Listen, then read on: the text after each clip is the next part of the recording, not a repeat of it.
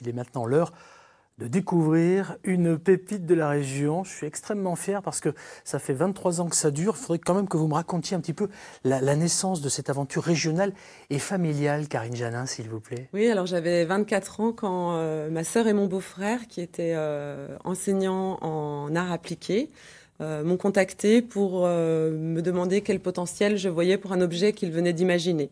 En fait, ils étaient enseignants depuis très peu de temps et ils avaient cette envie de revenir à la production, à la création.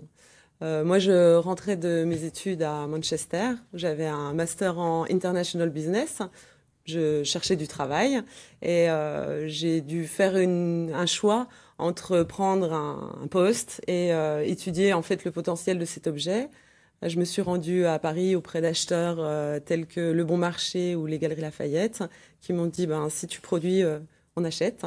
Donc on a lancé comme ça cette maison d'édition. Ouais, et tout est parti d'un concept simple. Alors pour ceux qui nous rejoignent, ils se disent maison d'édition, c'est des bouquins, c'est de la lecture.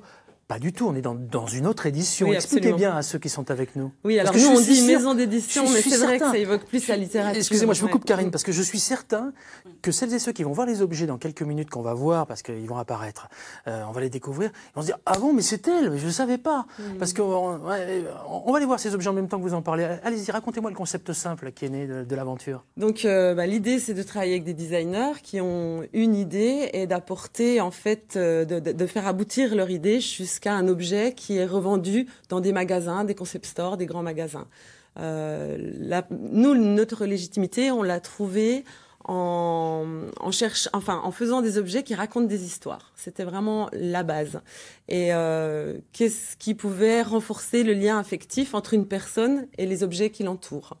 Donc, par exemple, pour les plateaux qu'on voit à l'image, là, actuellement, l'idée est toute simple, c'est de savoir qu'un plateau, après utilisation, en fait, on ne sait pas trop quoi en faire. On essaie de le ranger dans un tiroir dans lequel il rentre pas ou de le poser n'importe où dans la cuisine. Donc, nous, on propose de le mettre au mur et de l'afficher comme une peinture. Donc, on travaille les visuels à l'intérieur, et ça, c'est Rachel qui s'en occupe sur le thème du portrait et la découpe sur le thème du portrait aussi. Donc, après service, on le met au mur. Petite parenthèse, parce que ça me parle, moi.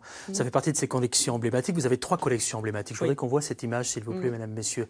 Parce que ça, franchement, ça parle. Cette étagère...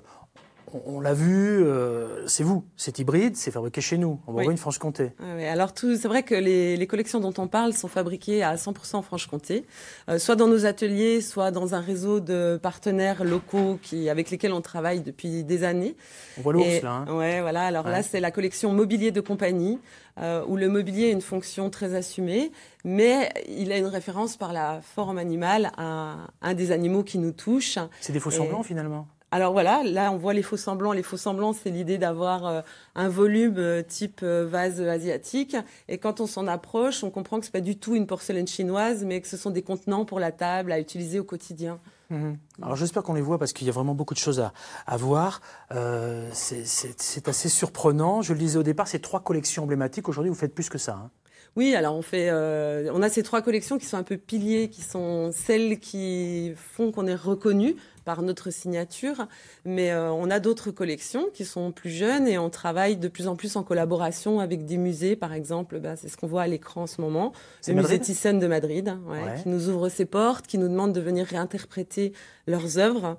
Et voilà, ça c'est la première fois pour un musée, c'est ça? Ils vous ont donné carte blanche? Carte blanche, voilà. Et ça a donné des idées à d'autres musées avec lesquels nous sommes en discussion actuellement. D'accord. Donc ça veut dire que la Bourgogne-Franche-Comté va se porter largement au-delà de nos frontières. Allez, donnez-nous un petit scoop, Karine, là. Bientôt hybride où?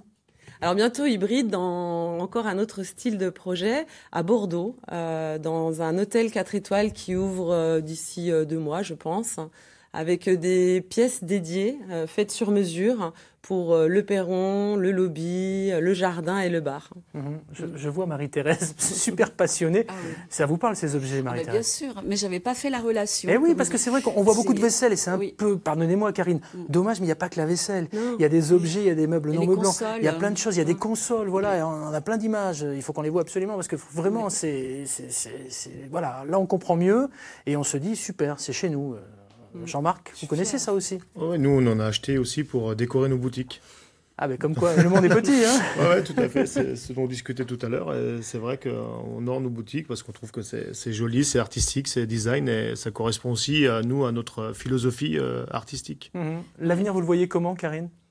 Ah bah aujourd'hui, je le vois très lumineux. Je le vois avec peut-être de plus en plus de travaux en pièces uniques pour des hôtels ou des entreprises. Mais on a des collections. En fait, on travaille avec un réseau de détaillants partout dans le monde, dont certains d'ailleurs à Dijon, à Besançon, qui sont des très beaux ambassadeurs de la marque. Et on continue à créer à la fois pour nos collections emblématiques qu'on a évoquées, mais aussi de nouvelles collections, de nouveaux concepts, avec toujours des références aux arts picturaux, architecturaux et à la nature, aux animaux.